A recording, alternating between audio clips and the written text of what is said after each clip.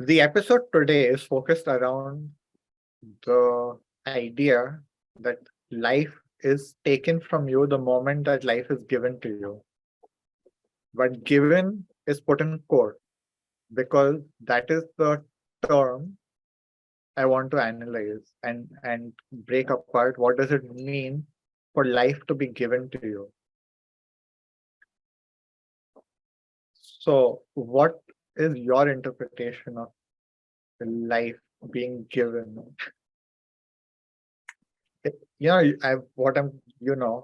What I'm talking about is the general term that when you give birth, you give life to your child. And there is this whole uh, noble virtue kind of thing that giving life is one of the greatest acts or whatever, and it's a debt you owe to your parents till the day you die. That is what comes to mind immediately, is that I owe them my life. And even more than the benevolent act of deciding to have a kid, it's like they raised me. It's the emphasis on we raised you. Like, that kind of that's what I think weighs more heavily, is the fact that it wasn't just they decided to have a child. It was then they decided not to abandon me at any point and keep feeding and clothing me throughout. The base, the underlying messages look at what all we have done for you and look at all compared to all the shitty things that those parents look at those examples. Pay attention to how miserable your life could have been. You could have been abandoned, you could have been orphaned, you could have been raised by wolves, whatever. Yeah. And look at what all we did not do and be grateful for the life that we gave you. Yeah, like it is a sort of born into servitude, so to speak. Like I do feel that way towards my parents. Like they've said those things in not so many words to me growing up before. Like, isn't it, like, my mum would sometimes be like, isn't it great that you're never neglected and you had all these opportunities, and I'm like, yeah, it is pretty great. And I feel like there's this thing hanging in the air, of like all the unsaid that goes along with that, which is that I owe you something that I can't really repay. Yeah. Yeah, I think more than being born into servitude, you're being born into debt and obligation, and the highlight of it all, guilt. The guilt of never being able to repay that debt, of never doing enough to be grateful. Yeah. Of like, how dare you complain? Despite all the privilege that you have.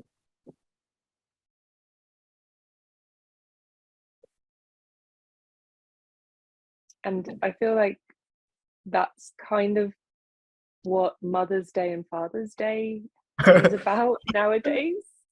Like, is it just me, or like, because some years I'm like, stopped celebrating days a long time ago. My parents stopped complaining about it a while back. wow, you've really, okay, yeah, you've got to that level with it. That's pretty successful then. Like Yeah. the whatever we would generally call a guilt trip stop. Like now there's not even a mention or a reminder that it's Mother's Day or Father's Day. It's like I don't even know when it is, and the day passes and life goes on. But I think what has fundamentally changed in my relationship with my family in general is that it is obvious that I love them. There is no need for me to prove. And if there is a demand for me to prove, I don't acknowledge the demand.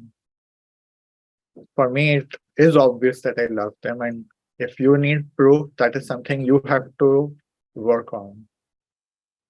Don't ask me to prove my love because it is ridiculous. I cannot prove my love. It is never something I'm going to do again because it's impossible. It's an impossible task. Any proof of love for me is not a proof of love. It's something completely different. It's a story. Love is not something that can be proved. It's a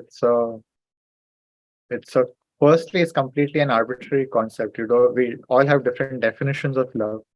And whatever love really is, you have no way of proving it. Any action can be faked. Like there's so many actions that people fake and call by the name of love that have no love in it. And sometimes very harsh actions can be from a place of love when you need to put a boundary to someone who is hurting themselves or hurting you. But the reason you're putting the boundary is because you love them. Because if you did not love them, you would probably just walk away and ignore them and never talk to them again. But the reality of, working through a relationship shows that there is love there. Because why would you put any effort otherwise?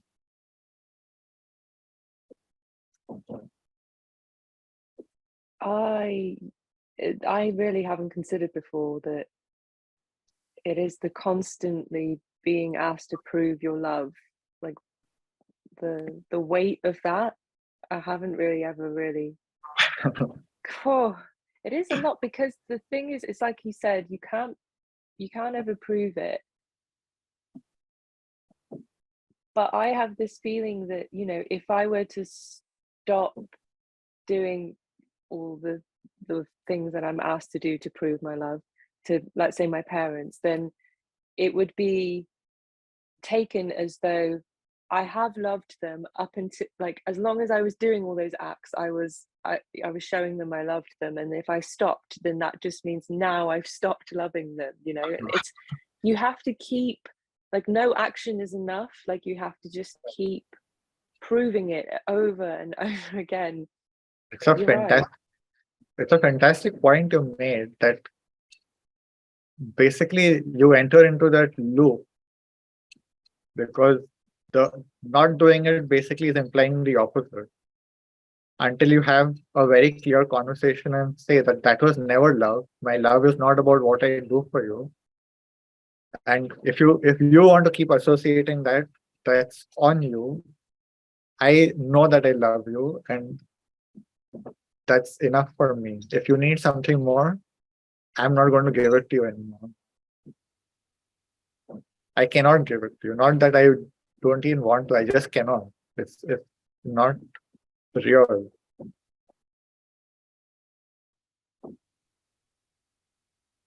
Yeah, that's the key, isn't it? It's not real. It's just, it's just A story.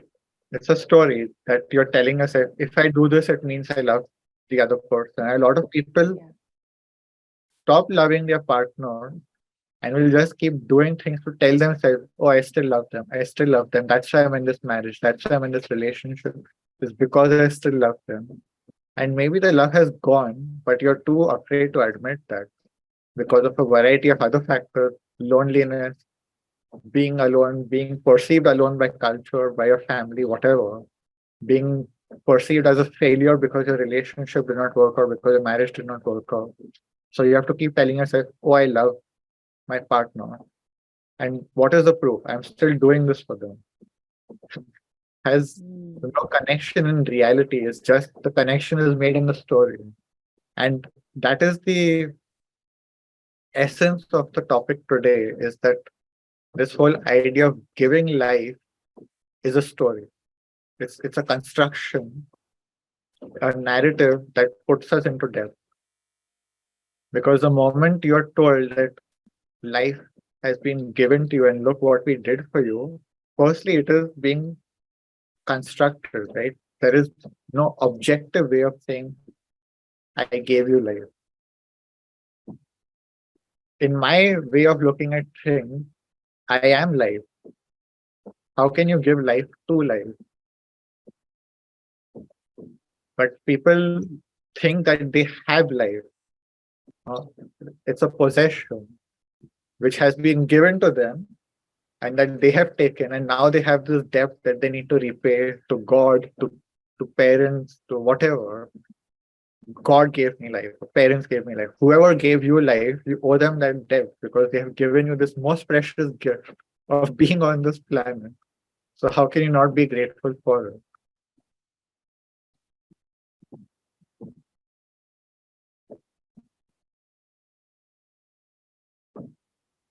Yeah, I'm sort of stuck on the thinking of having life as opposed to being life.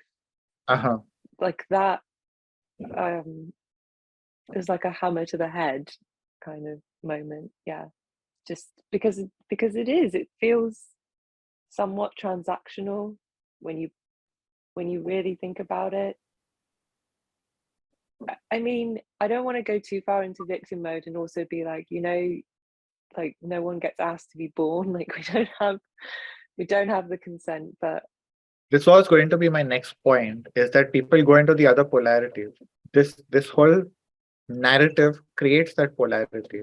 Either you're grateful or you're ungrateful. And the ungrateful nature is the one in which you're complaining and being a victim. So you only have two options. Either you're grateful for the life given to you or you're ungrateful for the life given to you. There is nothing in between. There is no consideration that life is not a possession, that you are life.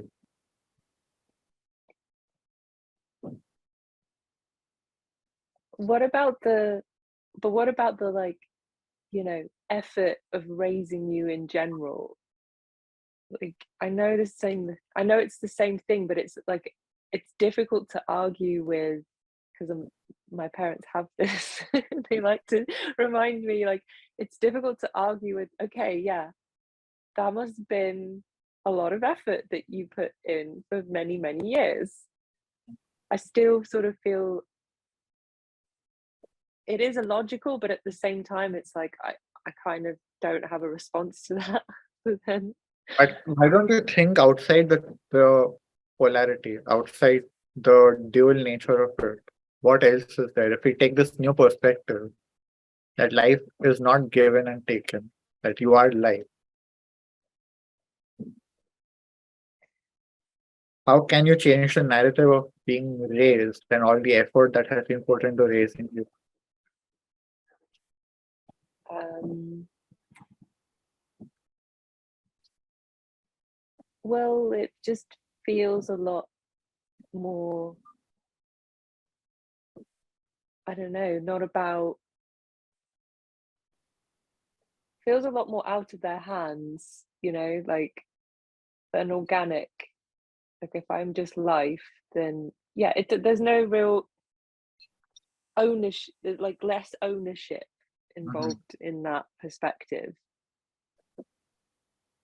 And that feels good for me to acknowledge, but probably not for my parents to think of in those terms. Because I think most parents would like to claim full ownership of the. Uh, I think this is, for me, the fundamental issue is the narrative is created not only to put you in debt, but to put the parents into entitlement.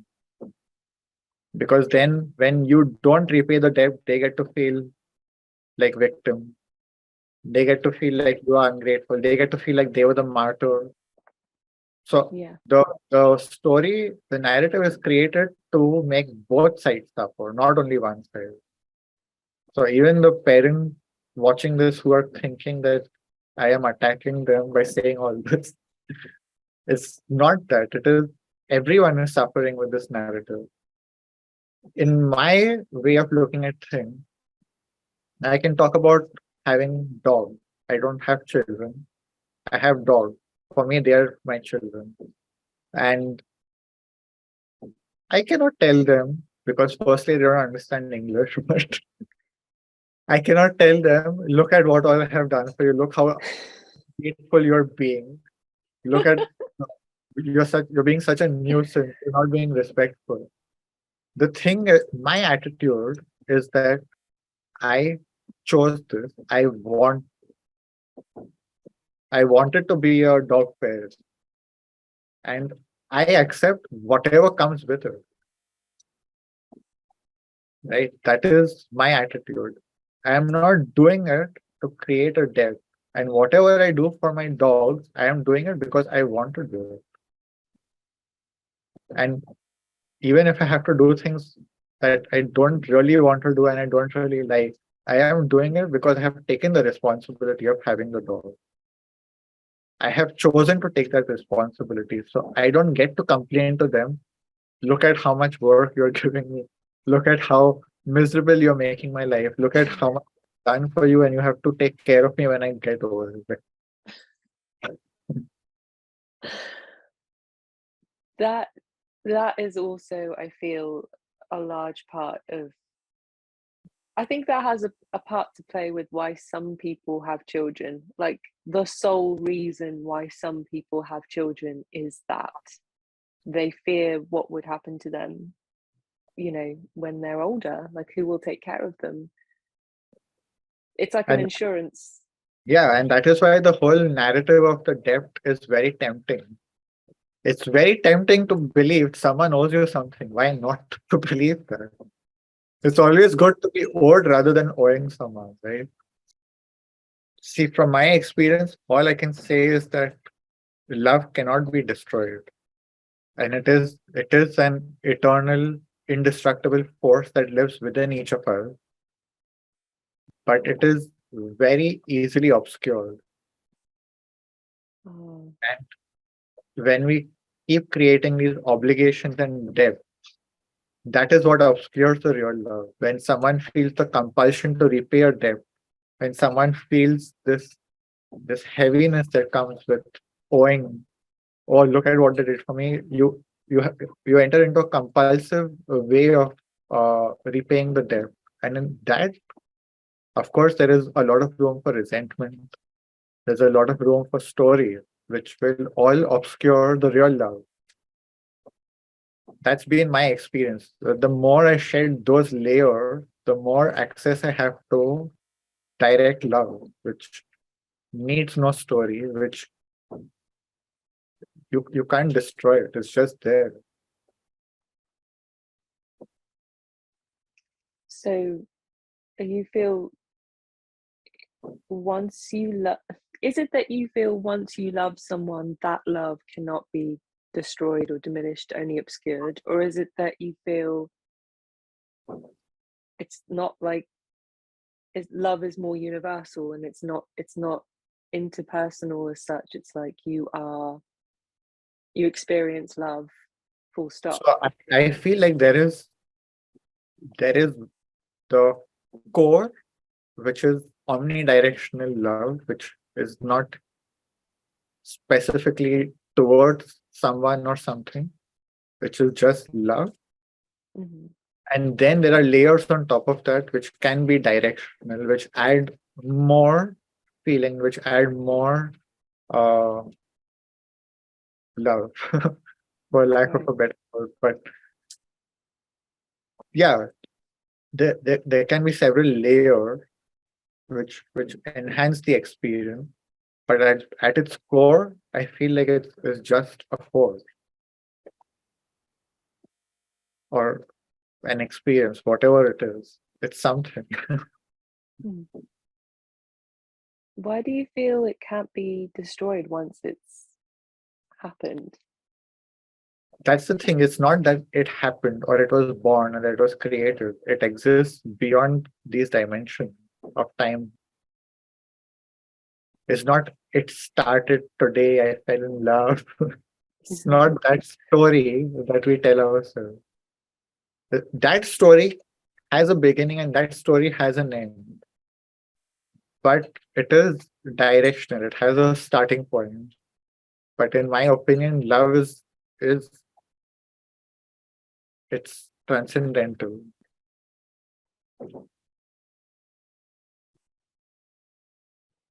Okay. Damn. There have And been times in my life where I thought for sure, like, no, that love is dead. Like, yeah, that love may be dead. That specific love, directional love may be dead. But if you're only living in that level and you have not had access to the universal or omnidirectional love, you will always be in the story. And that love is superficial. For me, that can have many names. It can be infatuation, it can be attraction, it can be it's just story. But if that love can become a doorway to a deeper love, it can become a gateway. But if you just get stuck there and you cannot cross over into the more infinite love, for me, it will always be superficial. And that, yeah, in that it can start, it can end, you can hate the person, you can love the person, and you can love and hate them again and again in a cycle.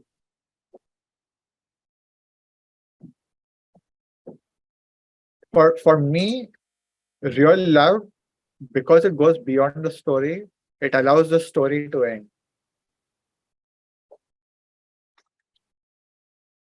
So, there is this very cliche uh, romantic saying, I love them so much I could let them go. So for me, like the essence of that statement is that real love will allow the story to end, knowing that the love doesn't end.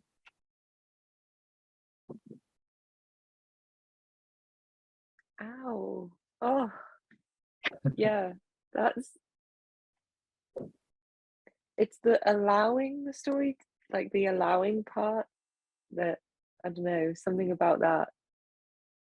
Right? It's Oh, it's uh, so much as allowing. Like when you are in that infinite love, it's not that you're giving permission for the story to end. It's just more natural that you start realizing that stories are stories and they come like waves, and the wave crashes and another wave comes. So it's not, oh, I allow the wave to crash. It's not that ridiculous idea that I will decide if the wave will crash or it will stay stuck midway in the ocean forever. The waves will come and go, and that is what you start observing is that they are just waves coming and going. But I am deeper than that. I am the ocean on which these waves are coming and going.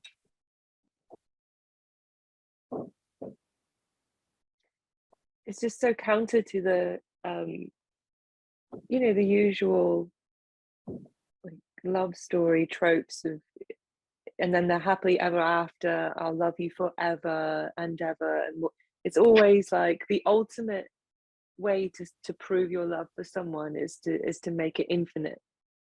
And that's what I think hit me is when you're saying you acknowledge that it could be a story and you've got to let that story go, and then I guess underneath that there is something infinite. So it's kind of the opposite of everything we're taught, but also not. I think it happens in some couples that sometimes years or decades after divorce, they realize that they still actually like being friends, and there is still love there, but they know that they're Mm-hmm. completely dysfunctional as a couple. We can't be a couple, but it doesn't mean I don't love you. So that is what I mean is that the story of the couple has ended, but the love can still be there. But usually, the more common version of marriage is that the story becomes so toxic and it becomes such a heavy load that most people are not able to let go of it till the end of their life. And they're carrying that hate, that disappointment, that anger, that sadness till they are gone, or even more. Who knows? But that is only obscuring what is underneath.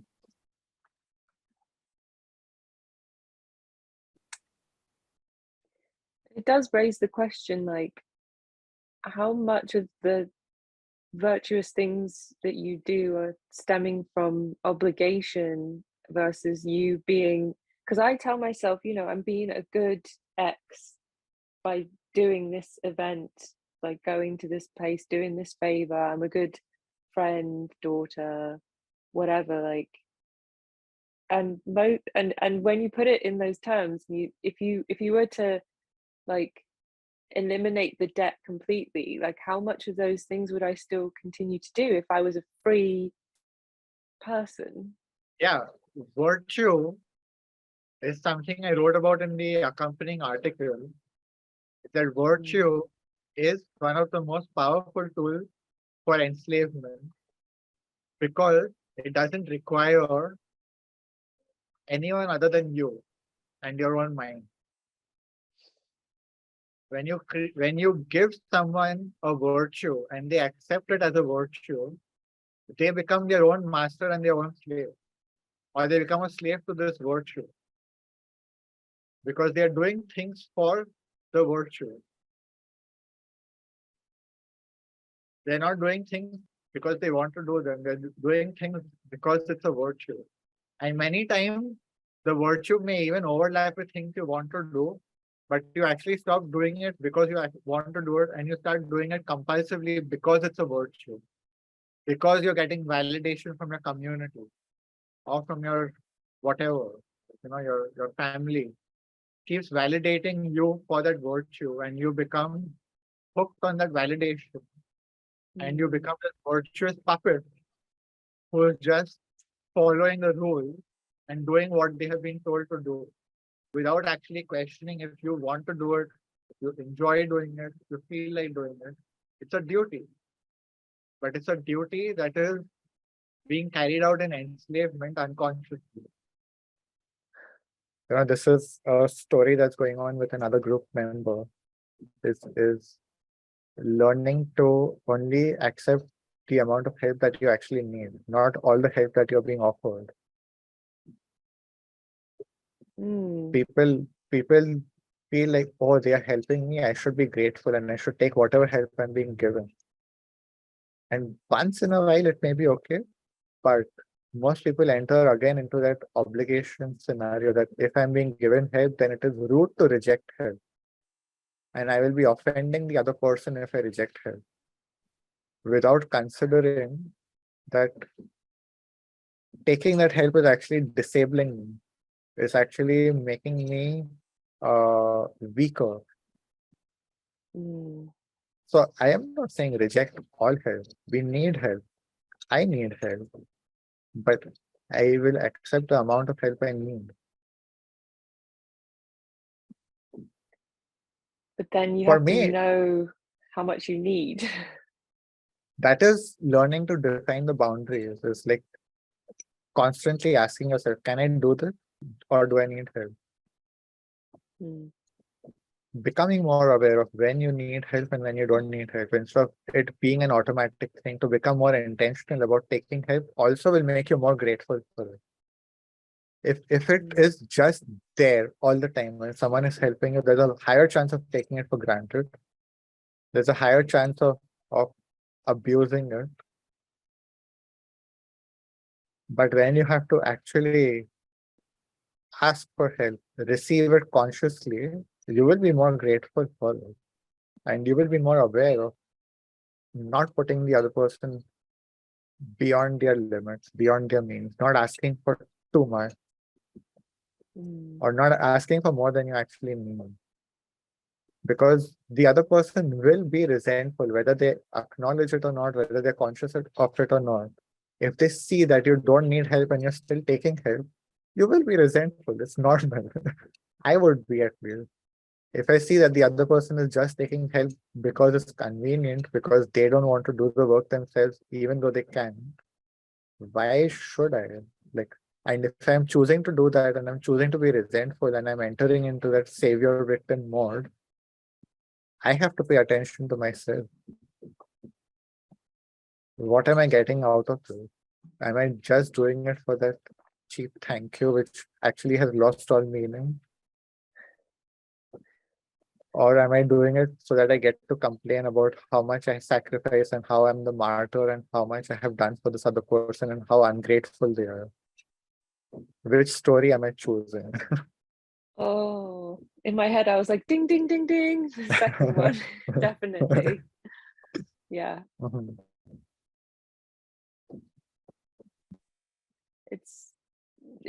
the topic, like, it's such a broad discussion we're having because we seem to be about,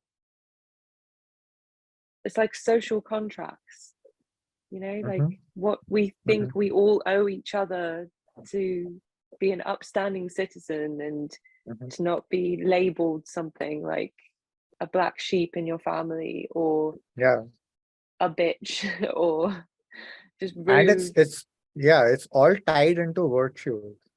To be a Yeah, virtuous human being, to be a yeah. virtuous human slave, basically. A virtuous slave is for me a more accurate depiction of what is going on. Because it's not about wanting to do it, it's not about volunteering to do it, it's about doing it because that is what is expected of you. Doing it because of the obligation, because of the debt that has been constructed on you. It's not a real debt, it's just a debt of construction, of a debt created through story.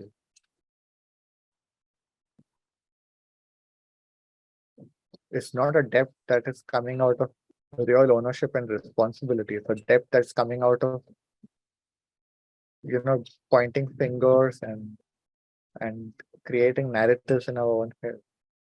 Hmm. Like how much we fear, yeah, what other people's opinions, the things we will do when you really think about it, how much of our lives we will willingly waste Mhm. just because, but we can't handle the idea that someone will think we're whatever. Like it's, Non-virtuous. yeah, it's so insane when you think about it. I mean, I've wasted so much time in my life chasing exactly that, like because I want to be perceived as being a good person. Like I have to be a Mhm. good person, or and like even for people I really dislike. It's not like I even like I'm talking about friends and family here. I mean like people I strongly do not want to spend any time with, but I still can't handle them thinking that I'm not a good person. Mhm. Yeah, It's such a yeah. prison. Being righteous, being virtuous, these are all super prison for the mentally ill. Like for me, one of the visions I've had in my journey is seeing what is the role of this planet on the cosmic scale. What is one of the potential stories or roles of this planet on a cosmic scale? And of course, it's completely my interpretation and my story. I'm not saying it's the reality, but it made a lot of sense to me. Is that this is a cosmic level mental hospital prison.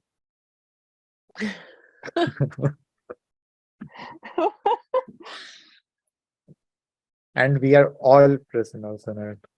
Even the ones who claim to be free, even the ones who claim to be the ones freeing the others. It is like where like one of those mental hospitals where the patients have just been left abandoned, and some of them have become the doctors, and the other ones have chosen to play the role of patient.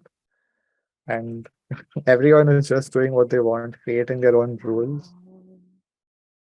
For me, that vision just made complete sense and broke me at many levels Yeah. because after that, like my hope in humanity just nosedived. But you know what? You saying it as a mental hospital, implies on some level that there will be some kind of healing occurring. I believe that is the way out. Right. Is when you heal yourself and get out of this prison.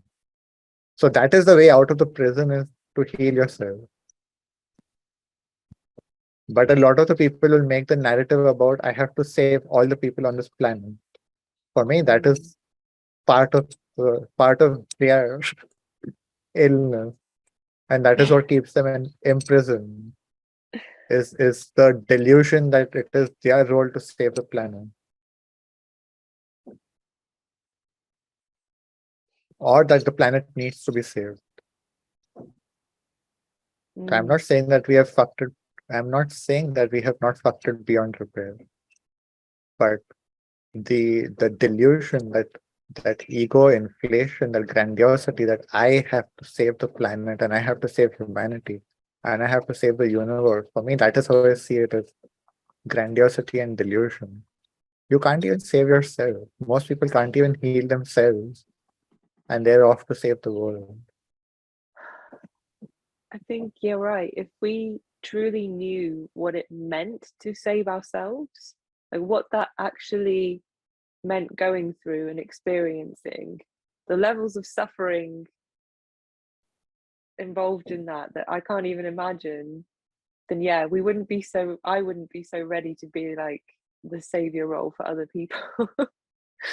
Yeah. And think A lot of the times people don't realize that what they're trying to save others from is what they're suffering from themselves. And what they're essentially trying to do is take away the reminder of the pain that exists within them. The reason that they want to heal the pain or remove the pain in others, it's more appropriate to say remove the pain.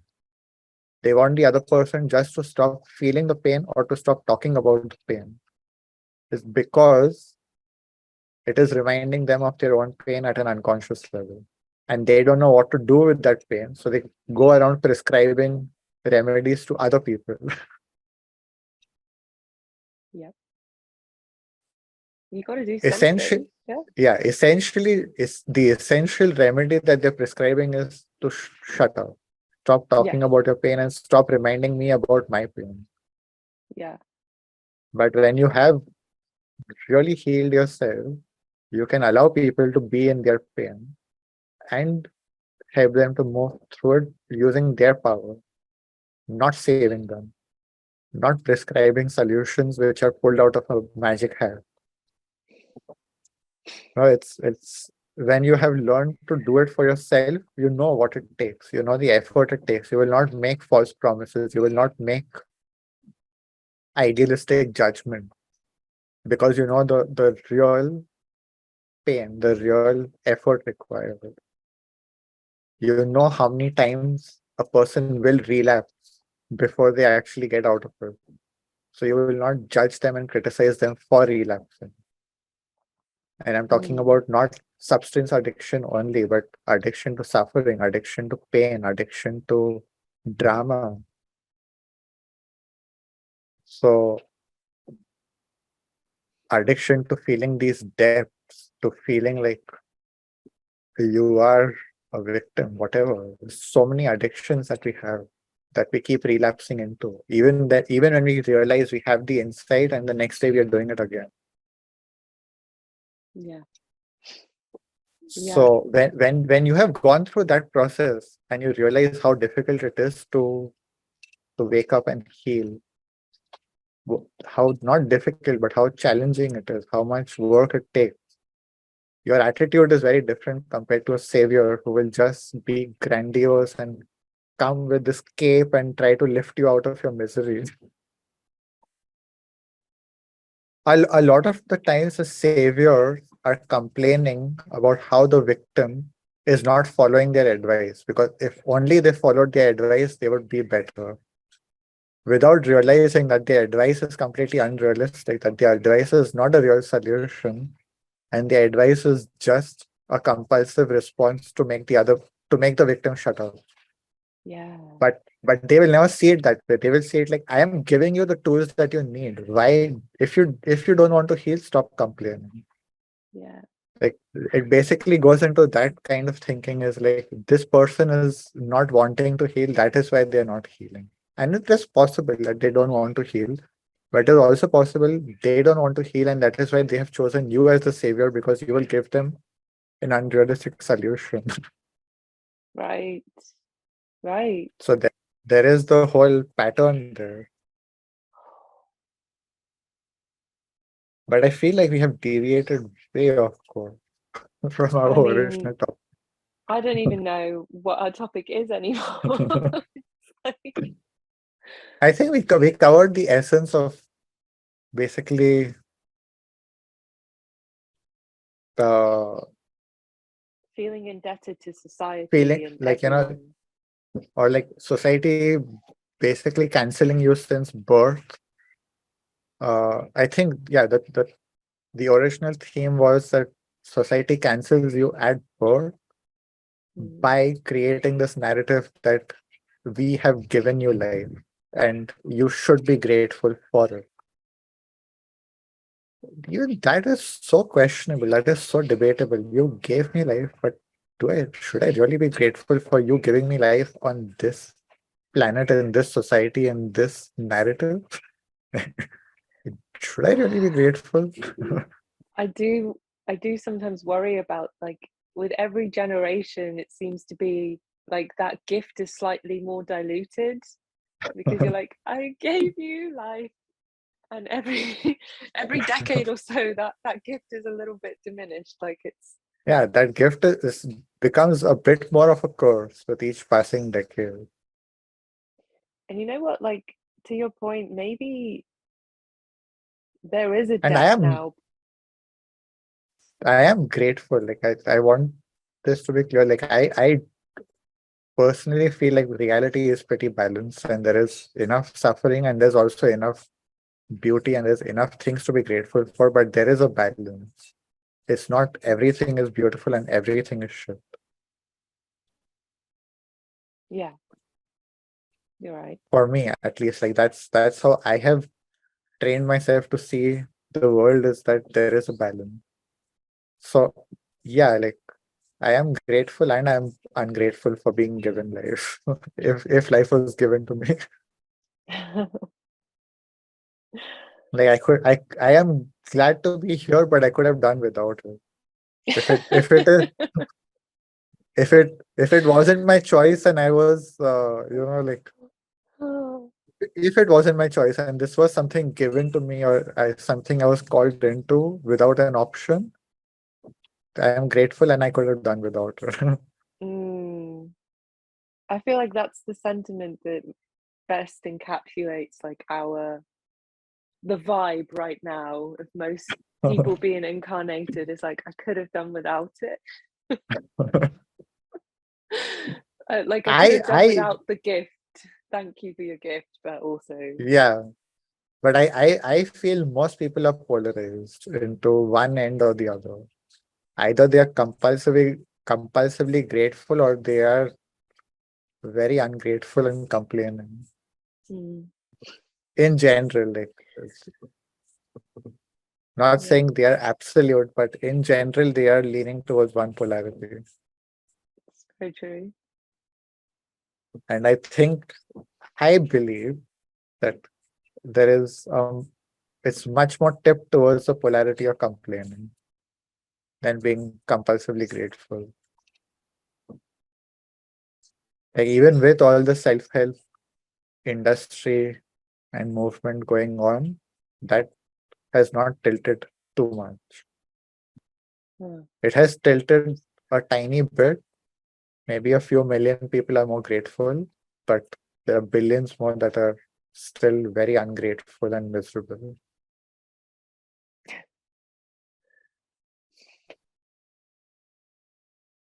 I mean, yeah, In general, not looking at the surface level of what they say and what they speak, but right. actually looking at their attitudes, the way they behave, the way they interact with the world in general. And part of that might be because we are in a lot of cultures, it is like because we are, maybe it would be a different story if we weren't conditioned to be so grateful for the gift in the first place. You know, like maybe some of the hardships that are just normal life would be easier to swallow if we didn't have people breathing down our necks being like, aren't you grateful for this? Isn't this Yeah, amazing? Like, you owe me so much, you can never repay me for giving you this. Like, yeah. That I don't know. overwhelming guilt that society is constantly dropping on us. Yeah, That yeah, that undoubtedly makes makes this experience much less pleasant. yeah. If yeah, I have been working on rejecting that obligation, rejecting that guilt, rejecting the debt,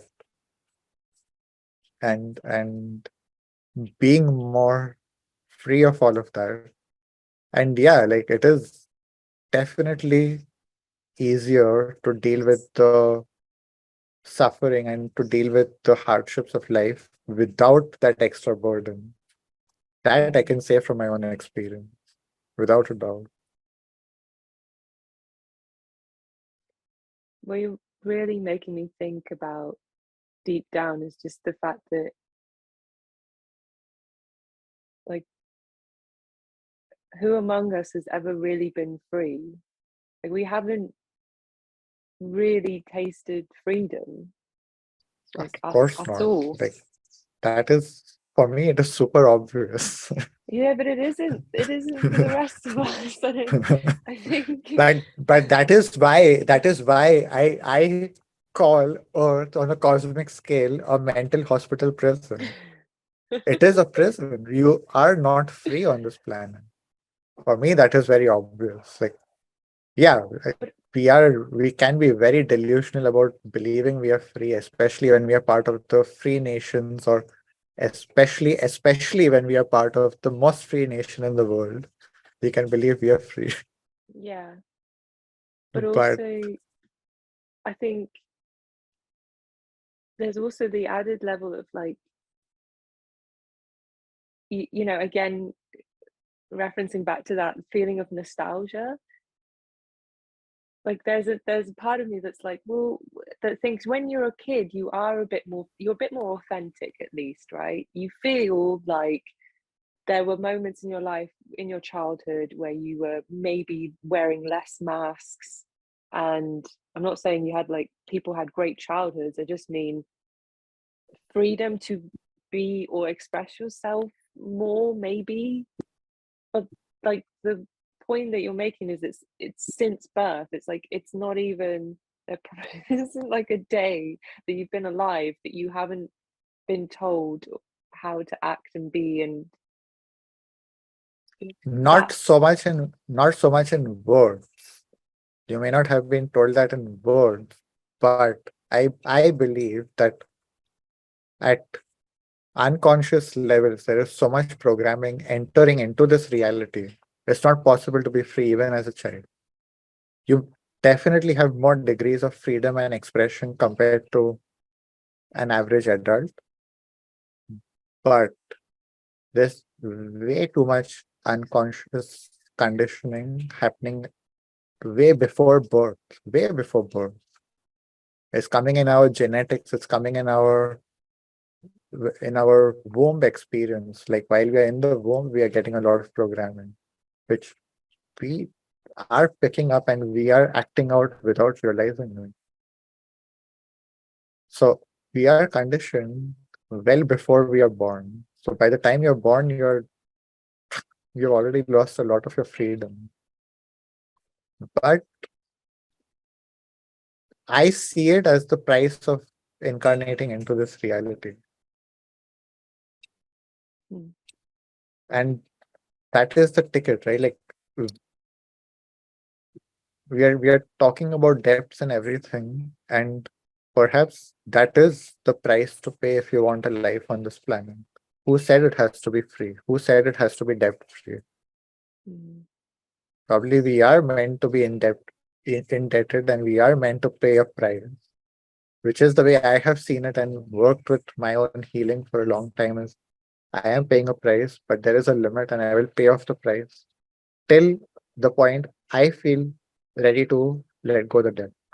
Not waiting for an external validation telling me that yes, your debt is paid. But I am deciding I have paid enough and I am done paying. I think this is an important point, is to recognize that this is not a free ride. This planet is not a free ride. Like, there is a price to pay for incarnating here, and we have to decide when we have paid that price. And it is not just an arbitrary decision. You listen to this video, and today I declare.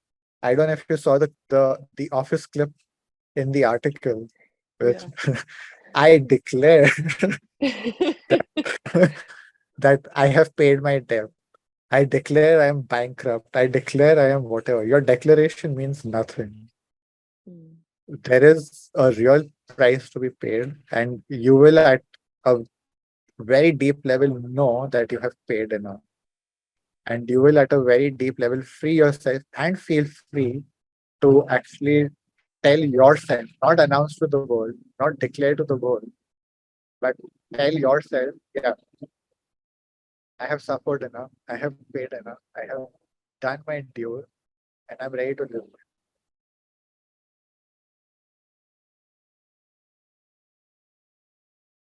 So there is a debt, there is a cost to living. It's just not the ones that we think. I mean, that is my narrative. You don't have to agree with, you don't have to buy my narrative. You have to find out your own narrative. But in my story, there is this the other way of looking at this planet is that it's an amusement park, and there is a ticket you have to buy. And that ticket, you can call it family, childhood, whatever you want to call it.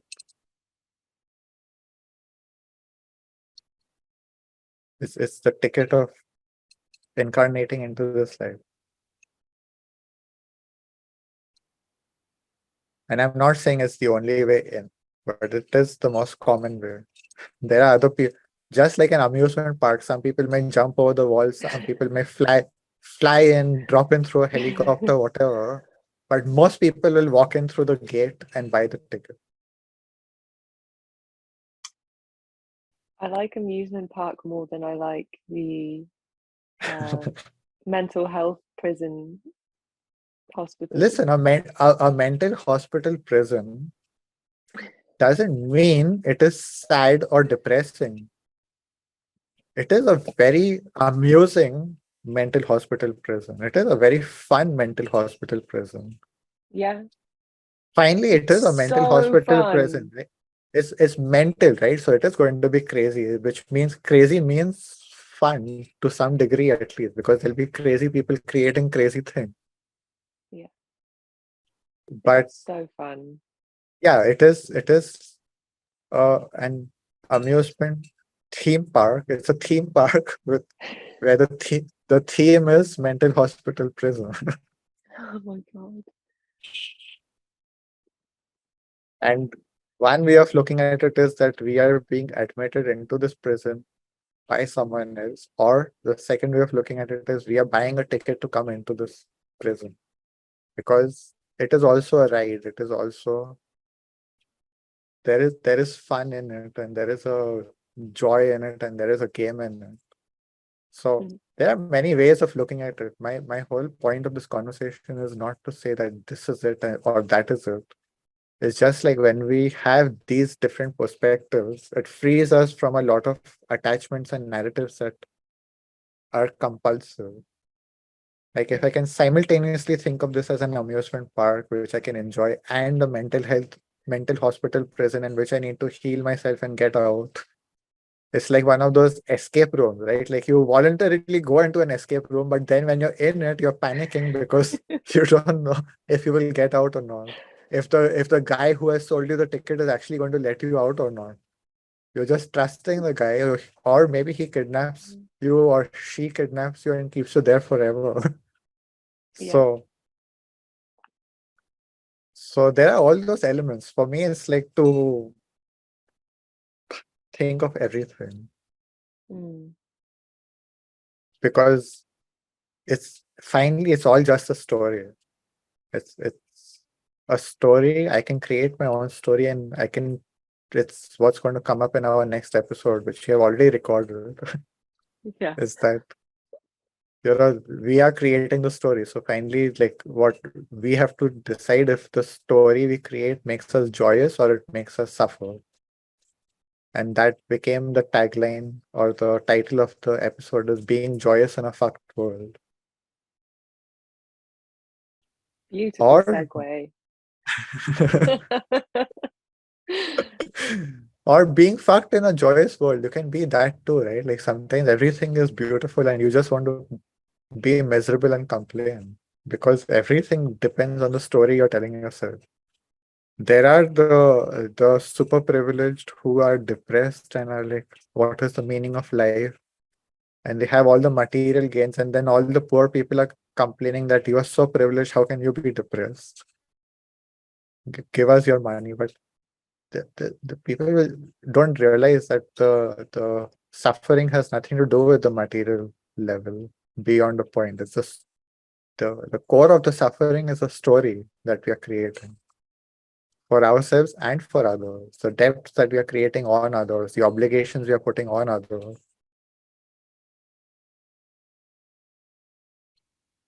That's a good point as well, is to really sit and consider how frequently I put that obligation on other people to Mhm. without realizing, like just You because are, I'm playing by the rules, so yeah. they, yeah, You are echoing the narrative of the culture until you have developed your own voice. This was one of the points in the article, is that we are empty vessels that are just echoing the voices that have been put into us since childhood. And part of the work is one is to empty out those voices and then to fill the vessel with your own voice, your own soul. It's cultivating that original voice, cultivating that original narrative. For me, mental hospital present in an amusement park is a very original narrative that is very dynamic and gives a lot of freedom. But I am sure others can come up with other very interesting stories which also free them and keep, like, reduce the suffering, make them balance out the joy and the suffering. yeah. I guess you'd need two stories. Like it's good to have both in your back pocket, right? Rather than just one. For me, it's balance. For me, everything is about balance. The story cannot be polarized in any one direction. Mm. That's why I need to have many stories. And there are some friends of mine that get very annoyed because they're like, what is your stance? I want to put you in a box. Who are you? Are you optimistic? Are you pessimistic? What are you? And I don't know what I am. I don't have a single story and I refuse to have a single story. I love holding multiple stories alive at the same time. Not even just polarizing stories. Sometimes there will be a third story that is completely unrelated, not completely unrelated, but completely out of the polarization, and that's adding a new dynamic or new perspective or new dimension. Mm. But there's so many stories we can create, and we know that none of them are real because we don't know anything about what is real. So yeah, I think that's where we can wrap it up. We don't know anything, so yeah. Yeah, this And this will lead very well. Now it leads perfectly into the next episode because so well. yeah. We should always do this. We should always record out of chronology just for these perfect segues. Yeah. Okay. Yeah. Thank Okay. you. So thank you as always. It's been a pleasure.